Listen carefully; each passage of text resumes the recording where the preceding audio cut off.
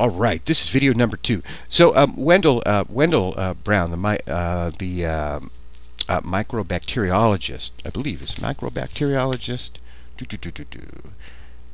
medical bacteriologist, recommends people just, and Pat Brown too, get to know what a virus is so that you really kind of understand. And I have links to what a virus is. They're very, very, very small. This is why lambskin condoms don't work. Lambskin condoms tend to be porous, and the virus can pass through the lambskin condom. They're about 100 times smaller than a bacteria. You can't even see a virus with a regular microscope. You need a especially powerful microscope to actually see a virus. They are, as I say, viruses are amazing things, amazing forms of life. People even debate whether or not they really are a form of life, since they can't really reproduce themselves. They have to use us to reproduce and sort of turn us into factories to generate more virus, which is a pretty annoying thing. Which is, by the way, the reason that they call computer viruses. They also, if they infect your computer, they replicate and they turn your computer into to make more computer virus, and then it spreads, to another computer across a network.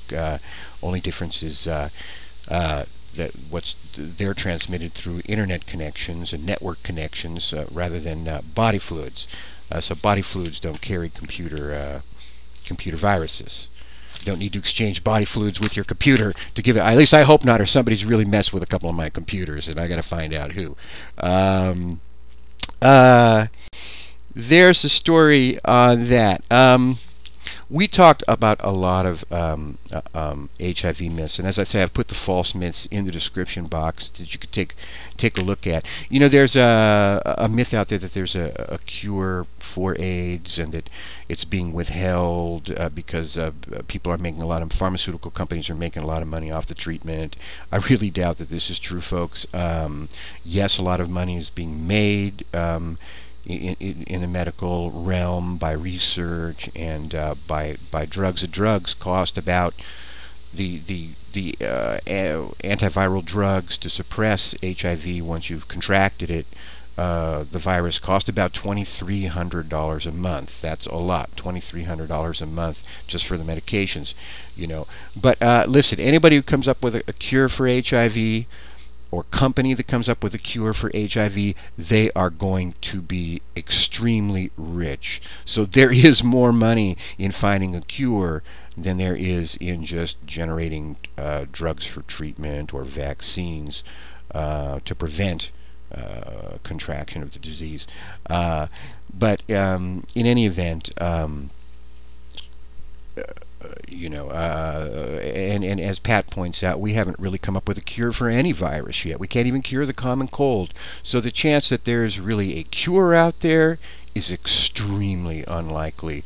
Viruses mutate. Another myth is that somehow the government engineered the virus in order to kill homosexuals and minority groups, African Americans, etc.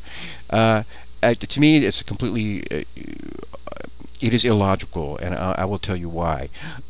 One, you cannot target, if you're going to make a biological weapon, and you're going to try to kill homosexuals, you can't. There is no known homosexual gene or gay gene. It is a behavior. It's, you have to look at the behavior. You can't target a particular behavior with a virus. And anybody who tried to engineer a virus knows about viruses. They must know about them to engineer them, which means that they know that viruses mutate like other forms of life, and viruses mutate very quickly and change very, very quickly. Everyone, they would know that it would mutate and it would jump to other people, and it would eventually infect they themselves. So it's a completely uncontrolled thing to do, to create a virus that would affect either gays or minorities. It's unleashing Pandora's box. So the chances of that occurring are really minute. Plus, 10% of the world's population, at least 10%, is gay, lesbian, transgender, transsexual, questioning, bisexual. 10% of the world's population, at least. So 10% of the people they asked to work on the project would have been gay or lesbian, what have you. So it is to me in the realm of science fiction, sort of paranoid conspiracy theory, science fiction, to believe that that the disease was created by the government as a biological weapons to target homosexuals' sexual practices or minorities. The first group affected were Caucasians. The first group detected to have been affected were Caucasians. So, they would have had to, also be targeting Caucasians. So those are two main myths. These are the kind of myths that keep people from learning about it, keep people feeling, that they don't have to go to the treatment. There are health disparities in the country. A lot of people don't trust the medical establishment due to history. There's quite questionable history of experimentation in this country. So there is there are rational reasons for distrusting the medical system historically. But we need to get treatment for these. We need to get treatment for this kind of virus. We need the knowledge, we need the treatment, and we need to protect ourselves. And we can always protect ourselves. Health disparities account for a good deal. I'll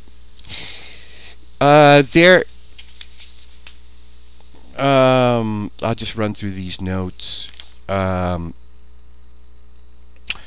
Brown says the agency where she tests, they test 3,000 to 5,000 people per year, and about 10% of the people they test positive, and the norm for testing, her understanding is that's about 3 to 7% of the people tested, it turns up positive. So remember, there are 25 million people who've tested positive who didn't even know they had HIV, so everybody should really get tested. It is the only way to tell whether you have the HIV virus. You can't tell by looking at somebody that it takes 10 years for symptoms to manifest. You can't tell by looking at somebody.